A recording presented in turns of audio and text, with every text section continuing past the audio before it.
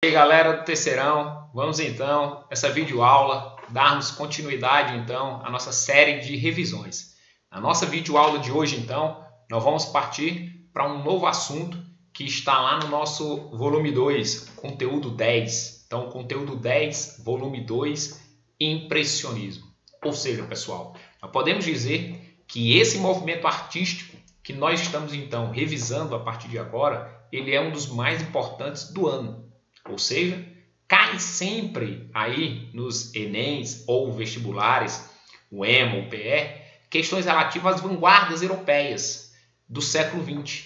Se houve aquelas vanguardas europeias do século XX, elas todas foram influenciadas por um movimento, pelo impressionismo. Então nós podemos dizer que o impressionismo ele foi um movimento pai dos movimentos artísticos do século XX. Muitas das técnicas que esses artistas eles vão produzir aqui na Europa, França, final do século XIX, a partir do impressionismo, vai ser utilizado por muitos e muitos artistas no século XX, Henri Matisse, Pablo Picasso e outros tantos. Ok? Então, é importante que nós compreendamos ao final dessa videoaula a importância, as características do impressionismo. Vamos lá então, pessoal. Primeiro, eu começo mostrando para vocês essas três imagens.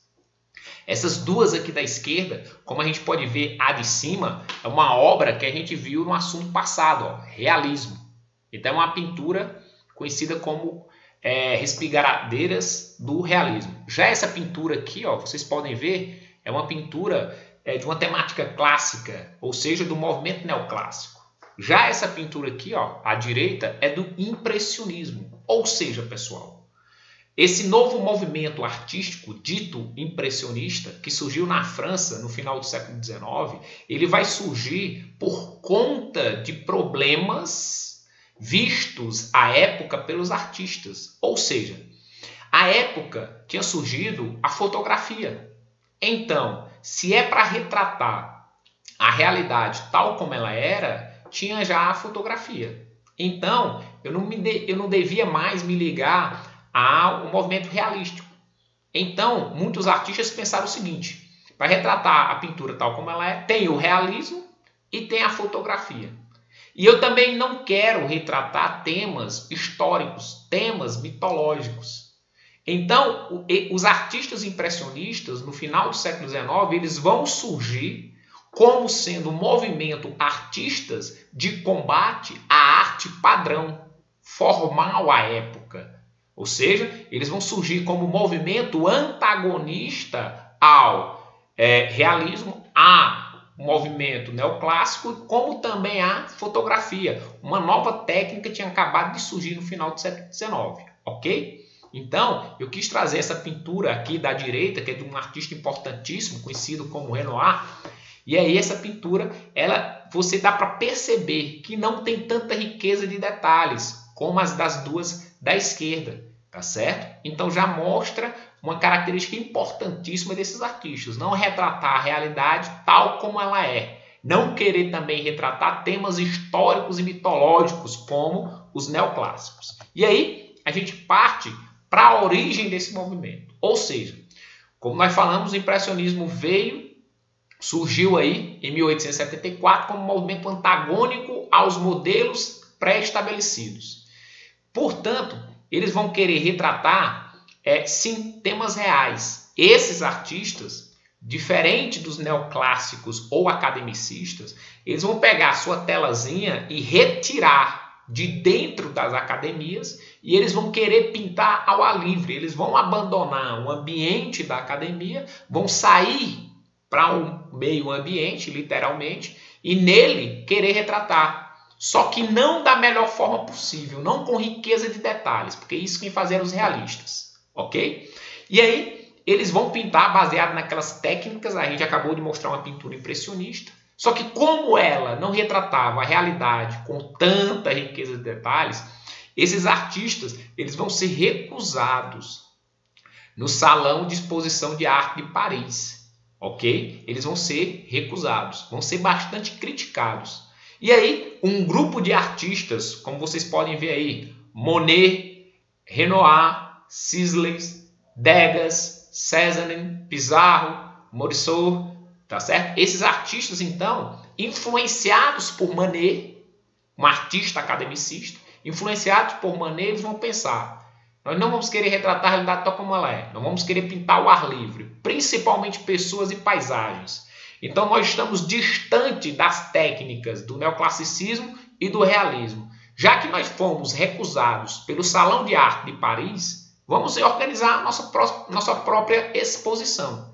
E aí eles entraram em contato com um amigo, o famoso Félix Nadar, um importante fotógrafo de Paris. E aí eles pediram para Félix Nadar ceder seu estúdio, para nele, então, expor as pinturas, as suas pinturas, né, com características técnicas, temáticas totalmente inovadoras. E ocorreu, então, em 1874, essa exposição desses artistas ditos modernos, tá certo? Para a época, no estúdio fotográfico do Félix Nadar. E em visita a essa exposição, estava lá um crítico de arte, Louis Leroy, ou Louis Leroy. Ele então foi para a exposição e aí ele observou principalmente as pinturas do artista Monet. Era o que tinha mais obras sendo expostas, tinha cerca de 12 pinturas. E aí ele se fixou nessa pintura aqui de Monet, impressão, sol nascente. E aí ele ficou abismado. Meu Deus do céu, isso aqui é pintura? Impressão, sol nascente? Que negócio é esse? E o Monet quis representar um cais de um porto, de uma cidade francesa. E aí, quando Louis Leroy, o crítico de arte, observou essa pintura, cadê a riqueza de detalhes? Cadê, então, uma temática realística ou uma temática mitológica, histórica? Eu não estou vendo nem realismo, nem contexto social, que os realistas também prezavam. Eu não estou vendo uma temática histórica, eu não estou vendo uma temática mitológica, eu não estou vendo exatidão nos contornos, que os neoclássicos prezavam. Então, para mim, isso aqui não é arte. Então, no seu artigo de jornal, o crítico de arte, Louis Leroy, fez uma dura crítica à obra de Monet, Impressão, Sol Nascente. E é daí que vai sair o nome desses artistas ditos modernos, impressionistas. Por quê? Porque esses artistas, devido à crítica à obra Impressão Nascer do Sol, Monet e seus amigos, eles não vão ficar depressivos. Não, eles pegaram, então, essa crítica a essa obra de Monet, Impressão Sol Nascente, e disseram que aqueles artistas que apresentavam algo novo do ponto de vista da cor, da temática, passariam a ser chamados de impressionistas. Ou seja, para eles, eles queriam dar à obra a impressão daquilo que eles estavam vendo. Ou seja, através das cores, através das pinceladas, essa obra deveria, então, expressar para o observador as impressões da realidade por parte do artista. Ou seja, não era uma obra para retratar a realidade tal como ela era. Não é uma obra para retratar com exatidão os contornos como os neoclássicos. É uma obra que era para o observador olhar e querer entender a impressão a qual o artista estava querendo retratar. Então, já vê que é um quê de modernidade, ou seja, a obra ela tem que então ser mais observada, mais estudada. A compreensão ela vai ficar um pouco mais dificultosa. Portanto, para entendê-la, você tem que entender a vida do artista, o movimento. Por isso que a arte é encantante. Por isso que começa a arte moderna a ser construída a partir dos impressionistas, a partir dessa obra, Impressão, Sol Nascente. E aí nós podemos dizer que os diversos artistas impressionistas, eles tiveram características comuns, ou seja, eles preferiram pintar temáticas como paisagens típicas da Europa, como também pessoas. Aquilo que eu falei inicialmente.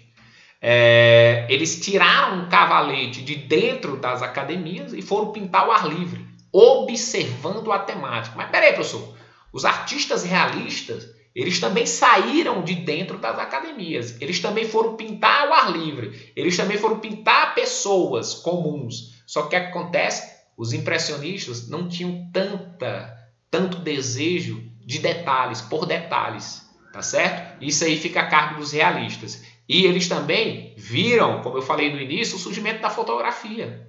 Ou seja, se é para representar a realidade tal como ela é, eu não vou ser um artista realista, eu posso ser um fotógrafo. Então, eu preciso vencer o desafio a qual a fotografia está me colocando. Ou seja, eu preciso retratar temas, sim, como dos realistas, pessoas e paisagens, mas com outra técnica, tá certo? Porque a técnica realista foi superada pela fotografia. Mas a principal característica desses artistas impressionistas era um famoso estudo da luz. Ou seja, eles diziam que se você fechar todas as janelas de um quarto, os objetos eles quase não são vistos, eles ficam em preto. Mas você sabe que os objetos estão ali. Por quê? Porque quando você abre as janelas, os raios solares eles entram na sala e começam a refletir a cor dos objetos. E, consequentemente, você começa a percebê-los. Então, os impressionistas, vejam a capacidade deles. Eles vão eles vão dar importância ao estudo da cor, como também da luz que incide sobre esses objetos. E aí é onde nasce a principal característica impressionista: retratar a cor que os objetos adquiriam após a incidência dos raios solares. Ou seja, quando eu fecho as janelas de um quarto, a cor do objeto é um. Mas quando eu abro as janelas e os raios solares eles entram, a cor do objeto passa a ser outra. E quanto mais intensa for a luz sobre o objeto, a cor ela vai variar. E aí eu vou querer literalmente captar a tonalidade, as diferentes tonalidades que esse objeto adquire após a incidência dos raios solares. Outra característica importantíssima que difere dos neoclássicos dos realistas da fotografia: as pinturas não devem ter contornos nítidos, como você pode ver nessa pintura ao lado, uma pintura de uma paisagem sem contornos nítidos, ou seja, não tem tanta riqueza de detalhes. Dá para você perceber que é uma paisagem, mas não tem tanta riqueza de detalhe, porque quem fazia isso era a pintura realista ou a fotografia. Sombras luminosas, nunca sombras das pinturas serem feitas de preto, nunca, jamais. Os impressionistas abandonaram a representação de sombras dos objetos, personagens de paisagem de preto, eles abandonaram. Eles passaram a utilizar, para retratar as sombras, cores complementares. E essas cores elas poderiam ser puras, ou seja, eles não precisavam, tá certo, de tantas cores para produzir uma. Por quê? Como era a Revolução Industrial, existia um leque enorme de cores. Então você poderia utilizar cores puras, portanto, cores mais fortes, mais vibrantes, por conta da luminosidade dos objetos, ok? E aí, vemos aqui um dos principais artistas impressionistas, tanto é que foi sua obra que deu nome ao movimento, Oscar Claude Monet. Pessoal, é o seguinte, o Monet, ele ficou fissurado por as cores que os objetos adquiriam com a incidência dos raios solares. Então, vai ser a maior preocupação de Monet vai ser na forma, ou seja, que forma ou que cor esse objeto vai ter após a incidência dos raios solares. Vai ser sua fixação. Tanto é que a obra-prima de Monet é essa daqui, é a retratação dessa catedral, a Catedral de Rouen. Rouen é uma cidadezinha no norte da França. Então ele vai observar a fachada dessa catedral em diferentes horários do dia. E aí ele vai retratar nessa obra, que é a sua obra-prima, Catedral de Rouen. Observem que em diferentes horários a tonalidade, a cor da fachada era diferente. Então é esse estudo de que forma, de que cor a fachada dessa catedral adquire em diferentes horários. Então ele foi observar e, consequentemente, ele viu que a fachada adquiria tonalidades diferentes, dependendo do horário do dia ou da tarde. Consequentemente, ele percebendo essas diferenças, ele vai então captar essas diferentes cores devido à incidência dos raios solares aí em sua obra, que é sua obra-prima. Uma outra característica importantíssima do Monet vão ser pinturas, como a gente já falou, sem linhas de contorno, ou seja, sem tanto detalhe. Ele deixa de representar as temáticas de forma realística e vai se utilizar daquelas características impressionistas. Ele vai tanto não querer representar as coisas como elas são, que vai chegar próximo da abstração. Vai ter um conjunto de pinturas também famosas de Monet, que são os lírios d'água. Se você botar o nome de Monet, vai ter várias pinturas como essas que vocês observam aí embaixo. Ele representando vários lírios d'água. E aí você vai chegar a um ponto que não vai conseguir com facilidade identificar os lírios d'água. Chegando então próximo do abstracionismo. Então, podemos dizer que o Monet influenciou uma das vanguardas lá no futuro, o abstracionismo, que é querer pintar algo que venha de dentro, ou seja, não a realidade. E aí, de forma abstral, ok? E aí, depois do Monet, nós temos um outro importante artista, o Renoir. Ou seja, já o Renoir, ele vai preferir não essa sacada de que o objeto adquire após a incidência dos raios solares. Ele vai querer mais retratar a vida vibrante, animada, feliz dos europeus em bares, em cafés, ali do final do século XIX. É só lembrar que no final do século XIX, aí os europeus estão vivendo, principalmente os franceses estão vivendo aquele período conhecido como Belle Époque, ou seja, um belo período de usufruto de várias inovações técnicas. E aí o Renoir vai querer então retratar essa alegria. E aí nós vemos aí pinturas marcadas por cores brilhosas, luminosas. Mas sua principal característica, pessoal, eu chamaria a atenção para 4. Tem aí o uso de linhas harmônicas, que dá para você... as linhas harmônicas, o uso delas na pintura, dá para você identificar aquilo que ele queria retratar, como você pode ver essa pintura abaixo dele aí. É um pai com sua filha em meio a uma paisagem. Sentimento lírico é o eu expressando, ou seja, eu quero expressar na minha pintura algo diferente dos realistas, dos neoclássicos. Mas sua principal característica é essa. Ele vai pintar pessoas individual, ou só uma pessoa numa tela, ou grupos de pessoas. Como você pode ver na sua obra-prima, O Baile no Moulin de la Galette, de 1876. Essa é a sua obra-prima. Então, ele pintou nela um conjunto de pessoas. E aí vocês percebam que não tem essa questão da luminosidade, bastante interessante. Ou seja, ele não vai utilizar essa questão da luminosidade. Ele vai preferir retratar grupos de pessoas em um ambiente de alegria, da Belle Époque, como nós falamos. E vocês vejam, sem retratar com detalhe, aí vem o sentimento lírico, né? Sem querer retratar com detalhe os rostos das pessoas, principalmente aquelas mais do fundo. Por quê? Assim como nós, a realidade ela é dinâmica, ou seja, o tempo passa, as coisas modificam. Era essa mensagem com essa pintura que ele queria dizer. As coisas mudam, assim como o rosto das pessoas, com o passar do tempo, vai mudando por conta do envelhecimento, ou seja, a realidade também ela muda. Consequentemente, um novo movimento estava surgindo. E aí era a mensagem que ele queria retratar, principalmente retratando essa pintura, que é sua obra-prima. Tá certo, pessoal? E aí, viríamos para o impressionismo do Brasil. Ou seja, no Brasil, é mais um movimento de origem europeia que chega, o impressionismo. Também no final do século XIX. Ou seja, o final do século XIX aqui para a nossa arte foi riquíssima. Tinha o realismo, como a gente já estudou em uma outra videoaula, mas também tinha o impressionismo. Pessoal, o impressionismo ele vai iniciar no Brasil a partir desse grupo Green. Ou seja, existiam na escola de arte no Rio de Janeiro um grupo de artistas, tá certo? Um grupo de alunos, né? Um grupo de artistas, chefiados por seu professor de origem alemã, Georg Green. E aí, esse professor incitava os alunos a criar algo novo. E, consequentemente, esses alunos, junto com seu professor, eles saíram da academia e foram pintar ao ar livre outras temáticas. E aí, consequentemente, eles deixaram-se influenciar pelas características do impressionismo. Então, o impressionismo no Brasil ele vai ter origem no final do século XIX, aí nas décadas de 80, 90 do século XIX, a partir desse grupo de artistas conhecido como Grupo Green, ok?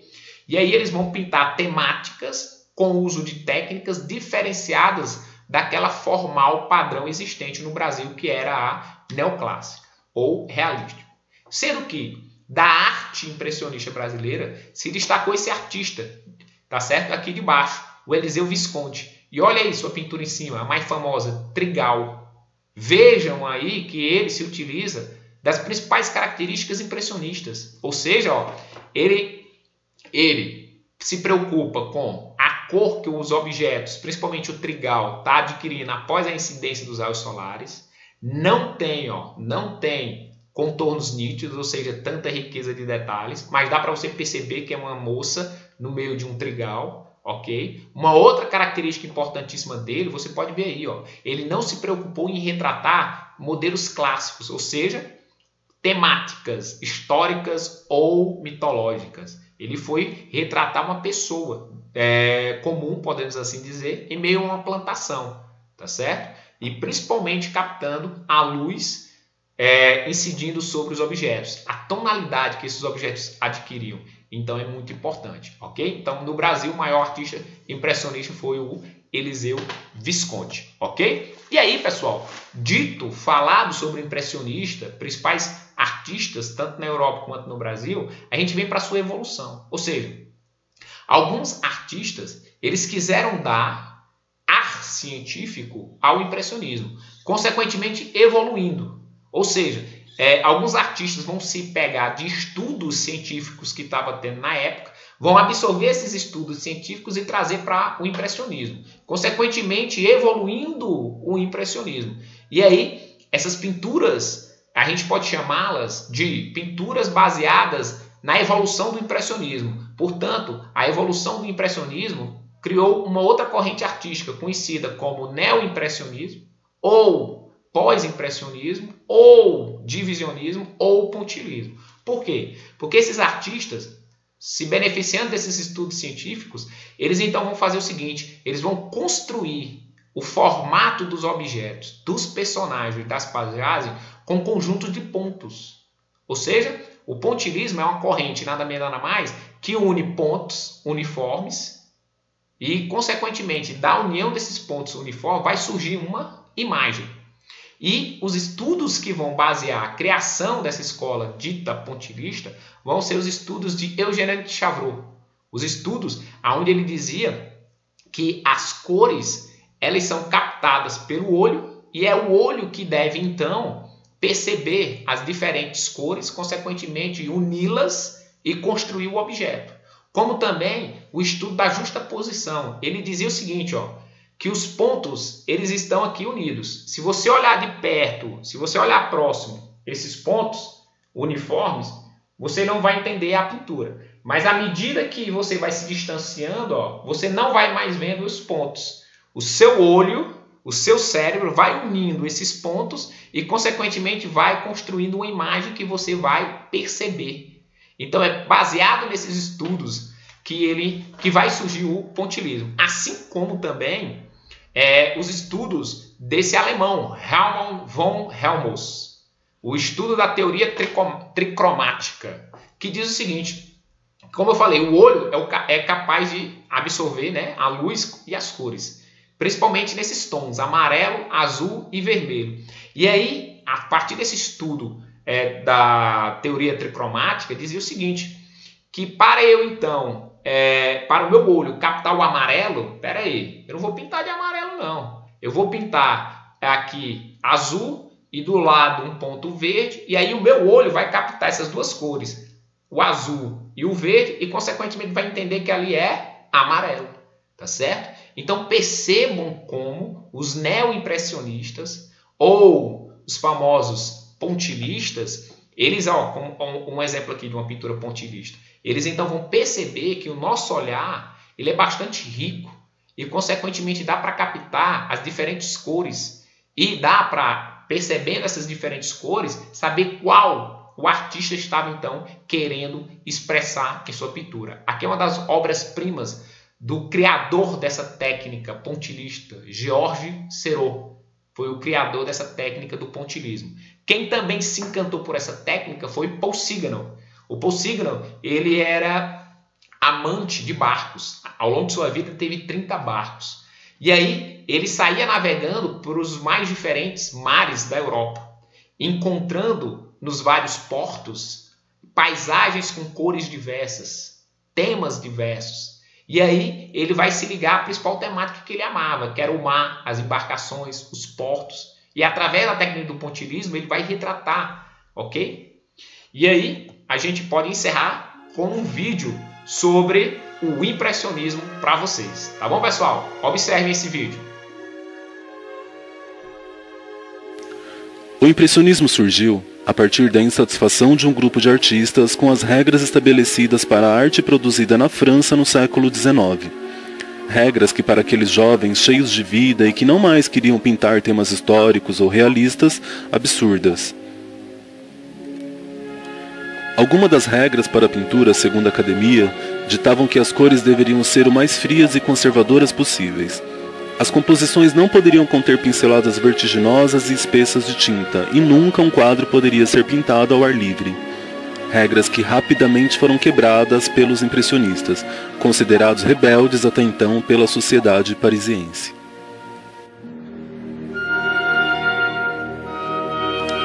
Alguns dos nomes que fizeram parte do movimento foram Edgar Degas,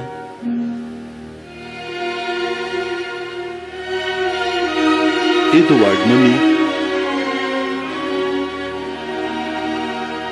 Claude Monet, Pierre-Auguste Renoir e Camille Pissarro.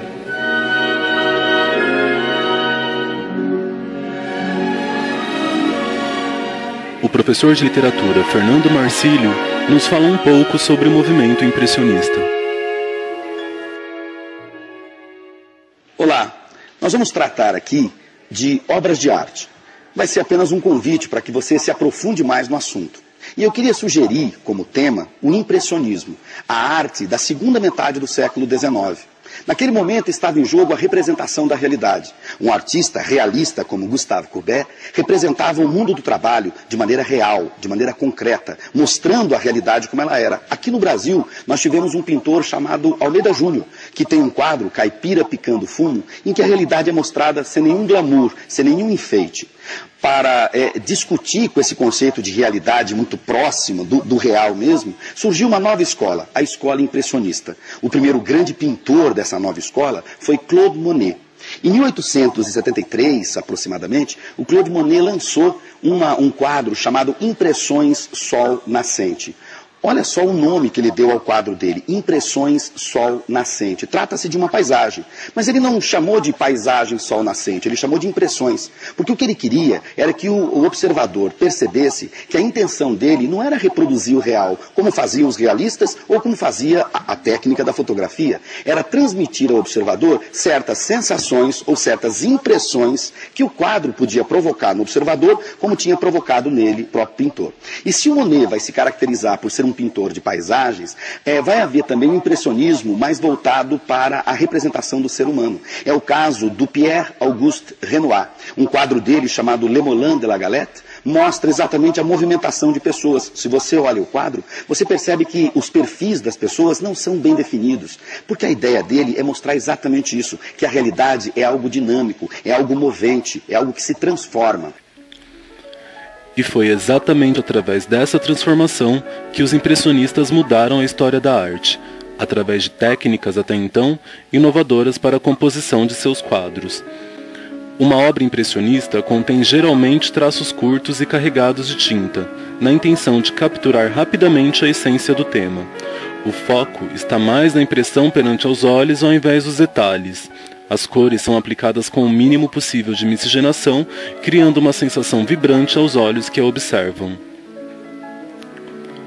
Cinzas e tons escuros são produzidos pela mistura de cores complementares, tons mais escuros ao invés da tinta preta.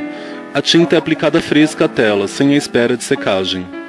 Pinturas nos finais de tarde e início da noite eram corriqueiras para capturar as transições de luz. A preocupação com a luz havia sido uma constante na história da pintura, como no caso do Renascimento ou do Barroco. Mas o que diferenciou a busca impressionista foi a procura de uma realidade visual através da luminosidade baseada em estudos científicos. Parece confuso? Vamos exemplificar isso. Há um princípio da física segundo o qual você nunca vê os objetos em sua volta. O que você vê realmente é a luz refletida neles. Tome como exemplo uma mesa e projete sobre ela uma luz doméstica. Depois substitua essa lâmpada sequencialmente por outros tipos de luz, como uma branca, uma amarela e uma vermelha. A cada substituição, a mesa se apresentará com cores e tonalidades diferentes, de acordo com o tipo de luz empregada. Agora vamos apagar essa luz e deixar a sala na mais completa escuridão. A mesa desaparecerá, mas na realidade ela continua ali, no mesmo lugar. Pode ser tocada, o seu formato e as suas dimensões continuam exatamente as mesmas. Somente não pode ser vista, porque o que você vê de fato não é a mesa, e sim a luz refletida nela. E é exatamente esse o conceito de luz para os impressionistas. O objetivo do impressionismo era captar o instante, a luminosidade de um determinado momento em determinadas condições. Se um pintor impressionista inicia a pintura de um quadro ao raiar de um sol luminoso e não consegue terminá-lo no mesmo dia, só continuará o trabalho no dia seguinte, na mesma hora e nas mesmas condições de tempo. E é por isso que os impressionistas tinham ojeriza ao estúdio, porque no estúdio a luz é artificial e não sofre variações, a não ser que essas variações sejam provocadas pelo próprio artista. A natureza, ao contrário, varia de luminosidade a todo momento, e essas diferenças podem ser captadas pelo artista e transportadas para a tela.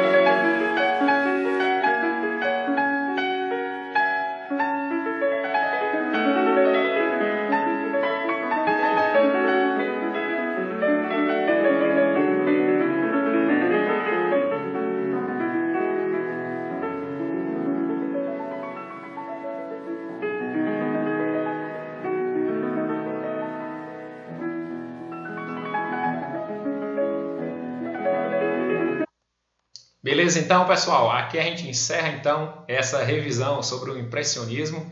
Abração, bons estudos, até a próxima videoaula. Valeu, pessoal!